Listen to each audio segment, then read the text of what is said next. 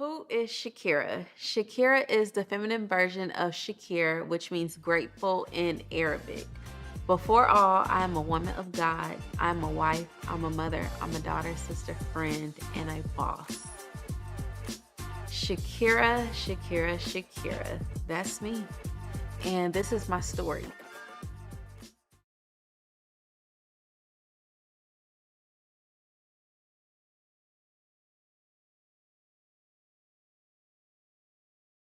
It all started January 8th, 1993. If you know, then you know. I was born at Cobb Hospital right in Austell, Georgia, to my parents. It's been 29 years, and this is my divine 9 year.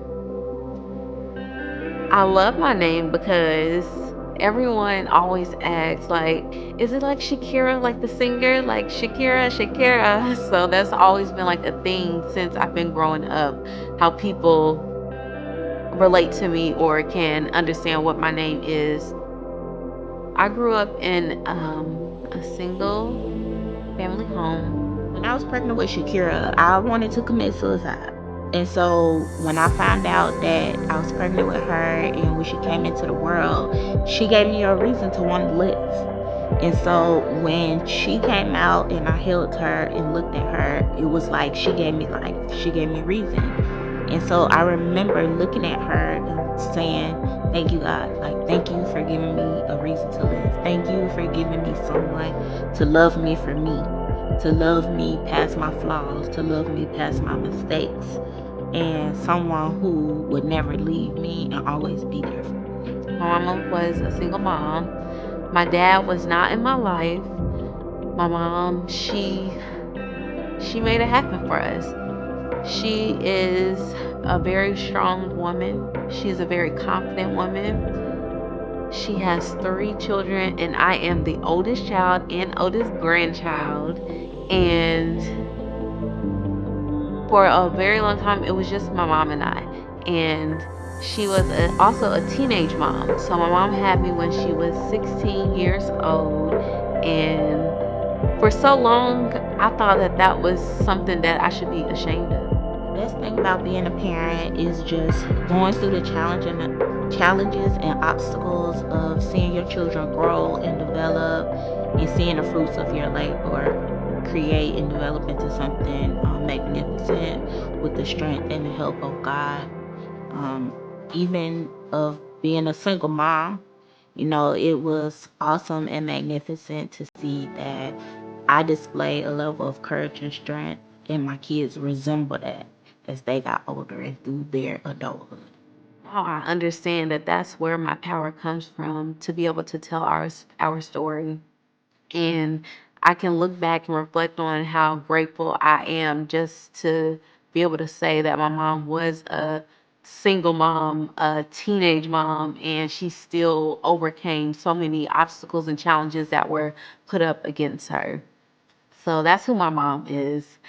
As far as my dad goes, y'all, it is what it is at this point in life. Your girl is 29 years old, and I know who my father is. But I think that when you're born, God kind of already has the plans set up for you, and some people are able to be along for the ride, and some people are not. And he just wasn't able to be along for the ride, and I like to think that he missed out, And we all have choices in life. So as I got older, I always wonder, like, why wouldn't my dad want to be in my life? It was an early sign of me feeling abandoned.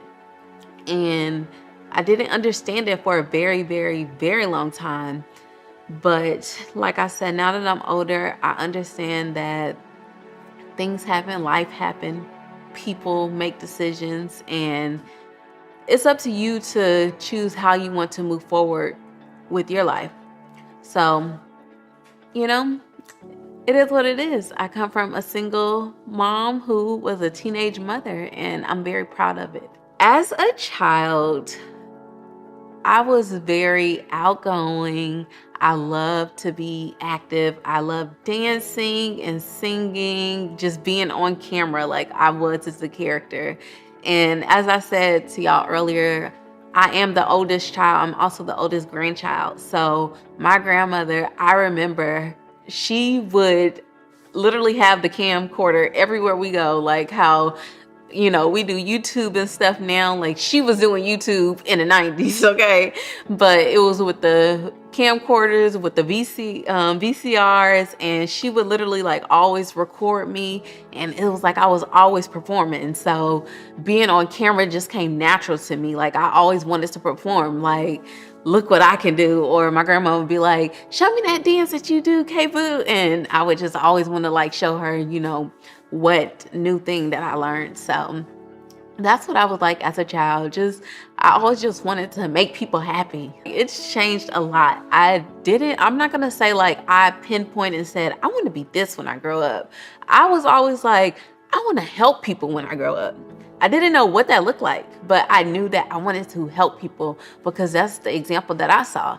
My mom is a helper. She helped the world, okay? Like she literally will help any and everybody. Like no one is a stranger to us. And that's something that I always loved about my mom. And I just knew like I wanted to help people. So as I got older, like it changed from being a pediatrician, helping babies, to being a teacher, teaching students, to I wanted to have my own TV show like Oprah. And my grandfather, he was on the radio in Mississippi. So I wanted to do that. So I just knew like I wanted to help people and be able to use like my voice and be on camera. Like that's what I knew I wanted to do. As I stated, I grew up with a single mother and we lived in the projects. So if you don't know what the projects are, then the projects are just basically like a low income housing, like your own housing authority.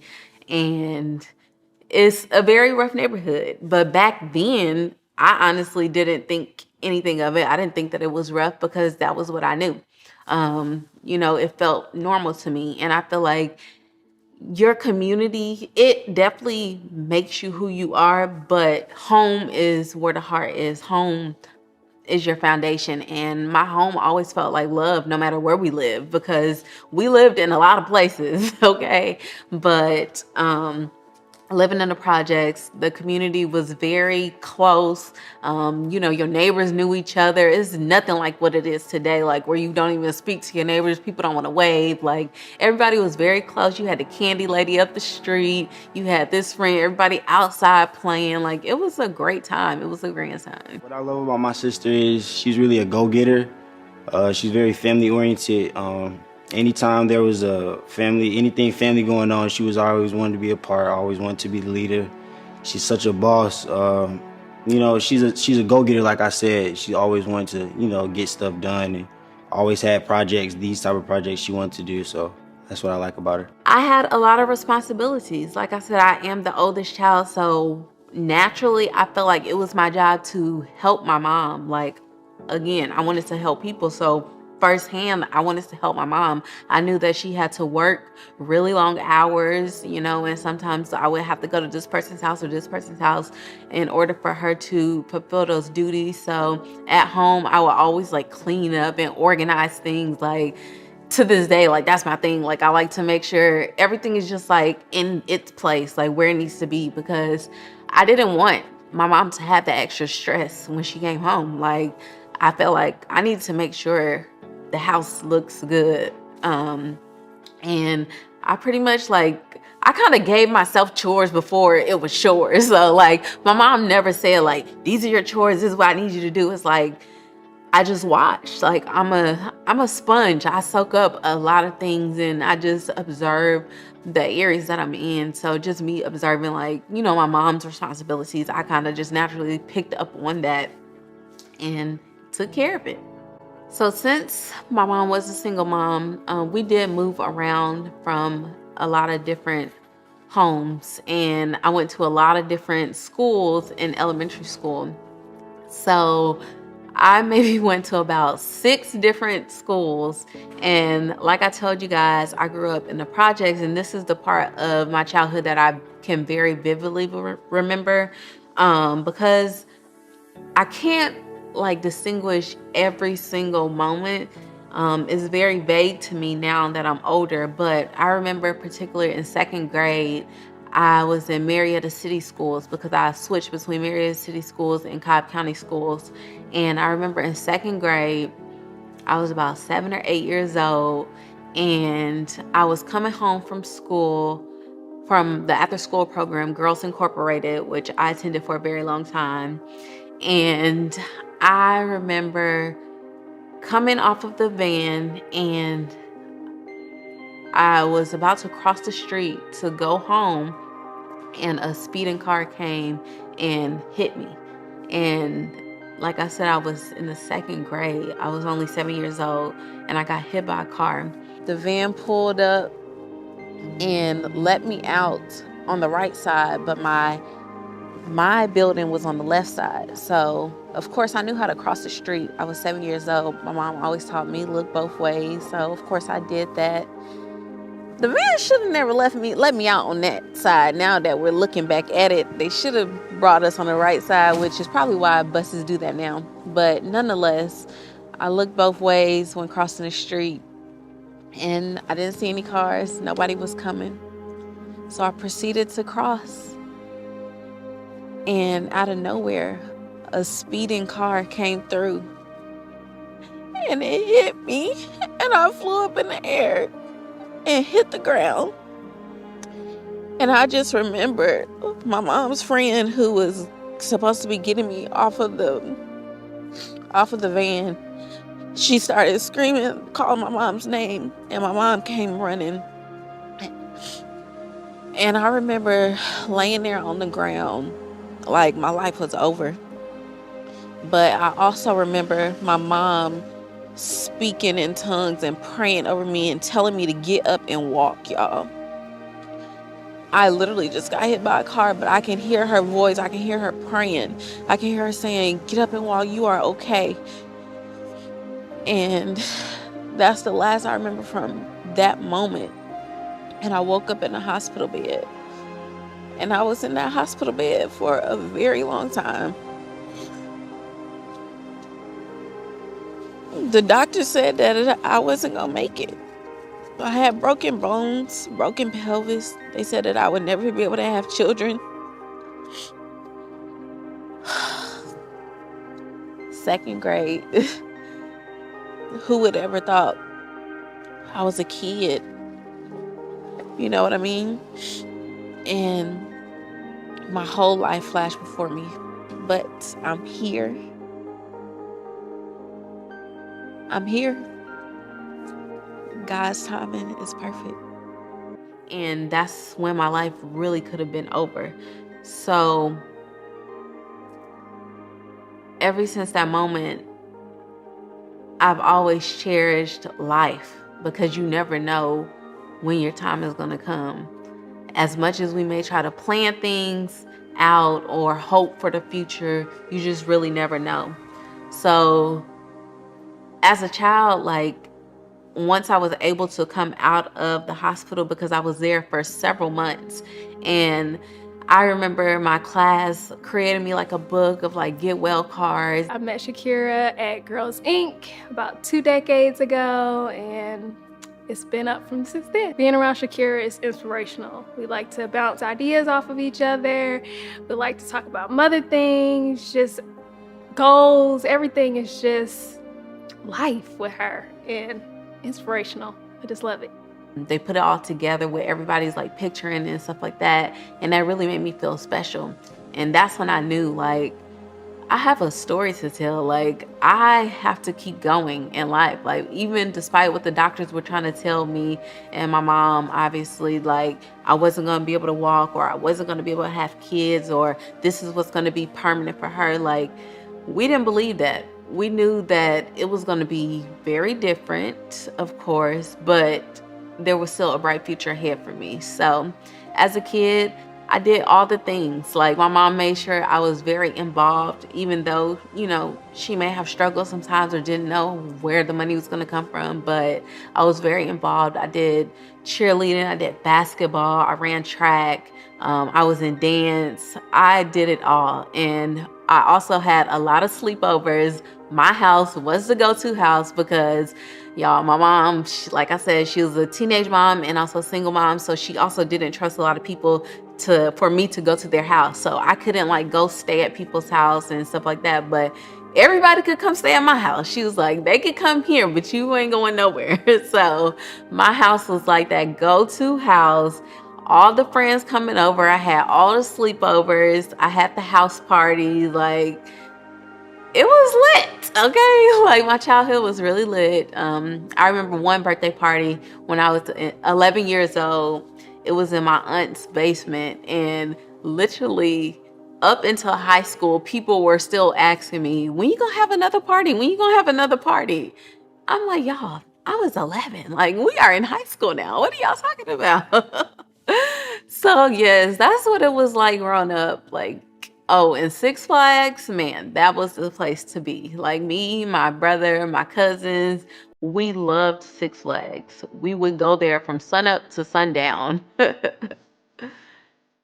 So as my mom transitioned through life, we finally got a house. So we got a house that was in Mableton, and I went to this middle school called Lindley Middle School for sixth grade, and I met a lot of people there. I had a lot of friends, um, and I just remember like feeling like I belonged there because, like I said, I was involved. So I also was in band then, and like it felt like home. We had so much fun there. And at this particular house we were living at, my cousins and stuff, they would come over all the time, and we would just have a good time. We had a pool in our backyard, and I was thinking like, oh, we're finally somewhere where we're gonna get to like stay for a very long time. Well, that was short lived. We stayed there for about a year, and then we moved to another home when I was going to the seventh grade. So that's when we moved back to Marietta. And in seventh grade, I went to Smithton Middle School for seventh and eighth grade. And it was like starting over all over again. So change comes very natural to me because I'm so used to transitioning. But it was like, dang, I just made all these friends. Now I got to go over here and make new friends. And that's kind of how I know so many people and I have so many relationships built in different places, is because I was always transitioning. But nonetheless, we moved and we went to Smithton, and I went there for seventh and eighth grade. And my cousin actually came to live with us for a little bit. And during that time when my cousin lived with us, it felt like it was like such a great experience because me and my cousin are a year apart, and we would pretend like my room was our apartment. We call ourselves having our own apartment in her mama's house. We locked the room. We separated the beds. So, we had two separate beds. We even paid rent. And then we went across the hall to my car room and turned it into a classroom because we thought we were somebody's teachers at all times.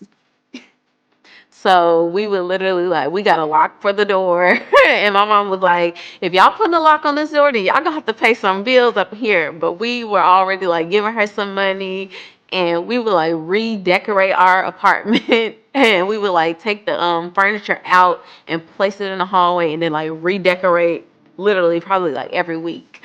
So that was like really fun for us. And like I said, she lived with us, so we both went to Smith at the time. And when I got to Smith, like, it's like I said, nobody's a stranger, so it was very natural for me to just meet people and click. So I met some people there, and I ended up meeting this guy, my first love, as you would say. But I was so young, and I feel like I was searching for something that I was lacking from my father. You know what I mean? So I had never had like a male figure in my life. And I met this guy, and he asked me to be his girlfriend. So in the seventh grade, y'all, I'm like, yeah, this is my boyfriend. We were in a serious relationship, 7th and 8th grade. And we really clicked also because we lived in the same neighborhood. So we would be talking on the phone all the time. We'd be going to each other's house. Like our families were really close. And I just remember like it was like he was more advanced than me. Like he was like street smart. Like I'm very book smart. He was like very street smart. And he kind of like taught me a little bit about, just stuff like that. And we got closer. And I remember I lost my virginity to him. And I knew in my mind, because I'm very intelligent, and my mom would always have talks with me and my brother just about, safe sex and, waiting to, have sex and things like that. And obviously, my mom really wanted me to wait because she didn't want me to fall into the same steps that she did. To us, she always said, don't be like me, be better than me. So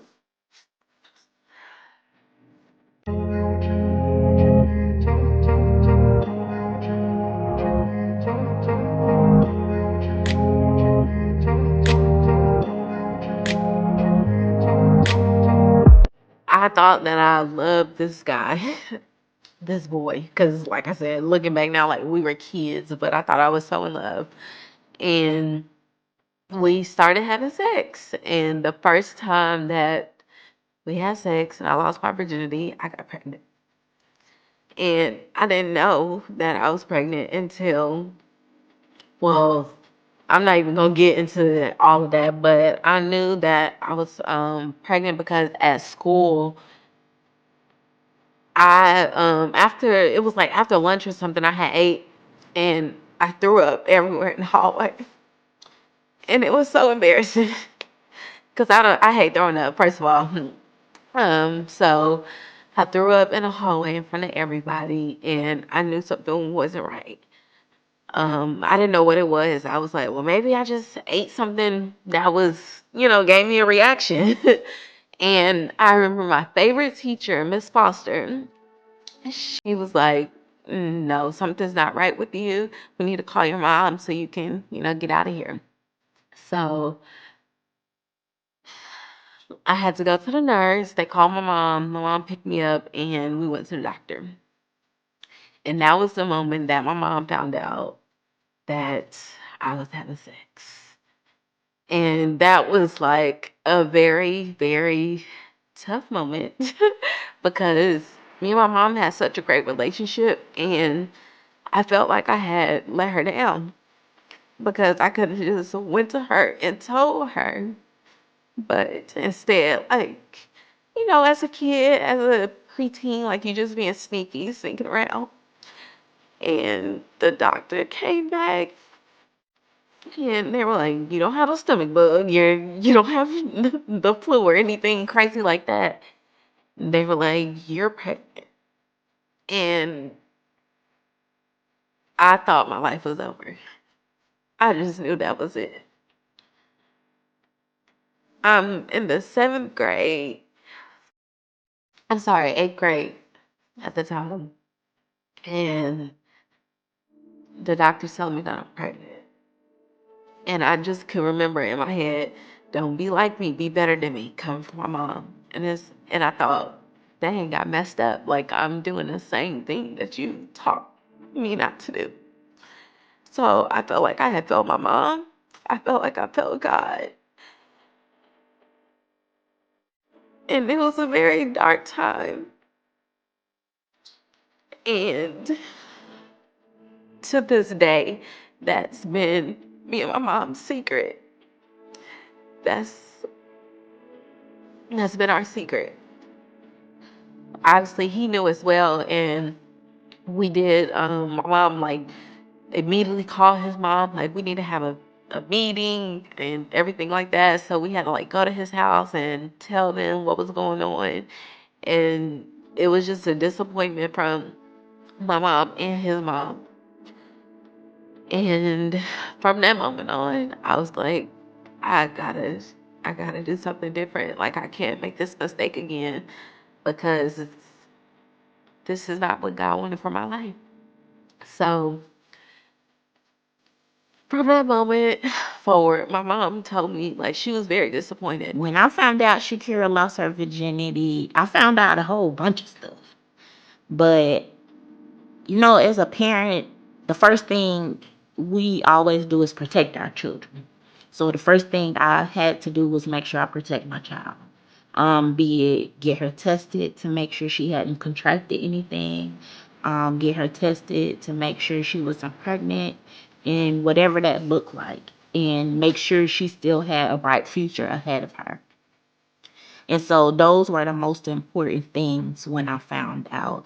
And get her on birth control, talking to her about prevention, which I had already been doing. But once I found out that she wasn't a virgin anymore, I realized that she was growing up and she was maturing. And we had to have those uncut talks on a regular basis. One thing about my mom is she's always stuck beside me. And she's always encouraged me. And she told me that this is not the end of the road. And she pretty much had to make a decision for me because I was a child. And she was like, this is what we have to do so that you can continue with your life and live your life. That was her biggest thing. Like, she wanted me to live my life. So she had to make a decision for me, and I got an abortion. And I can't even remember what that looked like or anything like that. I just remember the moment. It's like one of those things you literally try to put in the back of your brain and like not relive ever again. So I kind of like just put it in the back of my brain like it never happened, because the only people that knew were me, my mom, and his family. So I went on with my life.